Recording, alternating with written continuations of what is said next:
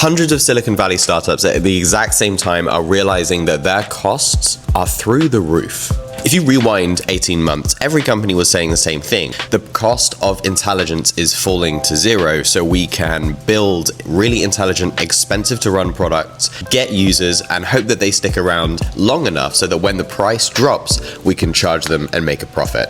It's not really worked out like that, and that's because AI doesn't stand still. AI moves forwards. We now have something called reasoning models, literally writing an essay before it answers your question to make sure that its answer is more accurate. That if you want to use the best models, you need to take 10 times longer per request to give an answer, and that's expensive. It's 10 times longer, it's 10 times more money, and it's 10 times more compute. And users, they're not going to stick around forever waiting for an answer, because let's face it, we're not all asking rocket science questions to GPT, are we? It's a shortcut. It saves us time. All of these products that are using reasoning models have now 10x their expenses, but the business model is staying the same. Users are starting to realize this. They're realizing it in two different ways, which is kind of interesting. One is that some users are starting to complain about latency, about waiting in a longer and longer queue as the companies use more intelligent models. The other way that people are realizing is just the cost. Some products are pay per use. You pay for what you use, and that's great because if you can't afford much, you can still get access to the best AI on the planet, which is great, but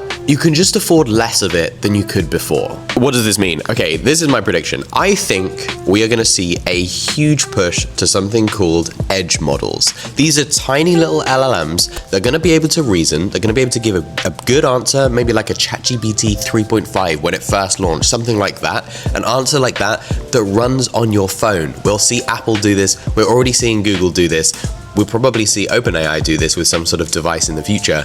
It makes sense. Take a small model that's capable of doing the day-to-day tasks and give it to everyone and have it run on their phone so that they can use it as much as they want and it costs the company nothing, but they can still charge for it. And then if you've got a complicated question, you route that to the cloud. That goes to the big boy, the trillion parameter model that's running in a data center and chewing through tokens like there's no tomorrow. What do you think?